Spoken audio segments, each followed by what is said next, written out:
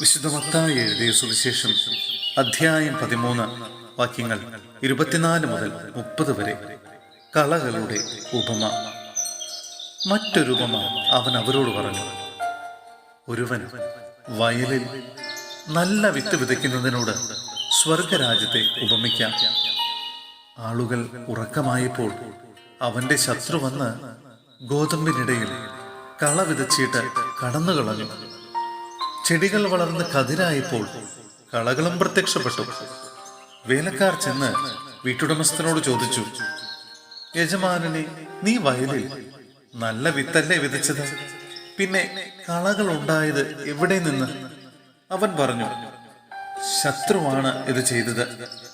വേലക്കാർ ചോദിച്ചു, ഞങ്ങൾ പോയി കളകൾ പറിച്ചു കൂട്ടട്ടെ? അവൻ പറഞ്ഞു, വേണ്ട. കളകൾ പറിച്ചെടുക്കുമ്പോൾ അവയോടൊപ്പം ഗോതമ്പ് ചെടികളും നിങ്ങൾ പിഴുതു കളഞ്ഞെന്ന് വരും. കൊയ്ത്തുവരെ അവ രണ്ടും ഒരുമിച്ച് വളരട്ടെ. കൊയ്ത്തുകാലത്ത് ഞാൻ കൊയ്ത്തുകാരോട് പറയും, ആദ്യമേ കളകൾ ശേഖരിച്ച് തീയിൽ ചുട്ടുകളയുവാൻ അവ കെട്ടുകളാക്കി വയ്ക്കുവിൻ. ഗോതമ്പ് എന്റെ ധാന്യപ്പുരയിൽ സംഭരിക്കുവിൻ. സഹോദരരെ, വിശുദ്ധ പൗലോസ്ലീഹ കൊറിന്ത്യോസിലെ സഭയ്ക്ക് എഴുതിയ 1-ാം ലേഖനം അധ്യായം 3 വാക്യങ്ങൾ 1 മുതൽ 9 വരെ. പക്വത പ്രാപിക്കാത്തവർ.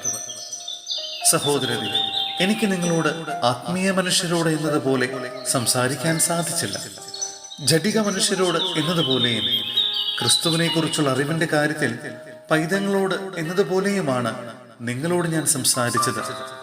ഗുരുവായ ഭക്ഷണം കഴിക്കാൻ ശക്തരല്ലാതിരുന്നതിനാൽ നിങ്ങൾക്ക് ഞാൻ പാൽ തന്നു. ഇപ്പോഴും നിങ്ങൾ ആ അവസ്ഥയിലാണ്. എന്തെന്നാൽ നിങ്ങൾ ഇപ്പോഴും ജഡിക മനുഷ്യർ തന്നെ. നിങ്ങളുടെ ഇടയിൽ അസൂയയും തർക്കവും നിലനിൽക്കുമ്പോൾ നിങ്ങൾ ജഡികരും സാധാരണക്കാരുമല്ലേ?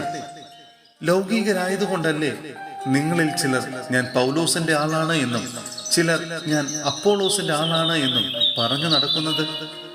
ശുശ്രൂഷകരുടെ സ്ഥാനം. അപ്പോളോസ് ആരാണ്? പൗലോസ് ആരാണ്?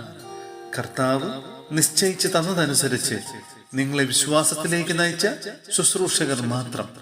ഞാൻ നട്ടു, അപ്പോളോസ് നനച്ചു, എന്നാൽ ദൈവമാണ് വളർത്തിയത്. അതുകൊണ്ട് നടുന്നവനോ നനയ്ക്കുന്നവനോ അല്ല, വളർത്തുന്നവനായ ദൈവത്തിനാണ് പ്രാധാന്യം. നടുന്നവനും നനയ്ക്കുന്നവനും തുല്യരാണ്. ജോലിക്ക് തക്ക കൂലി ഓരോരുത്തർക്കും ലഭിക്കും. ഞങ്ങൾ ദൈവത്തിന്റെ കൂട്ടുവേലക്കാരാണ്. നിങ്ങളാകട്ടെ ദൈവത്തിന്റെ വയലും വീടും.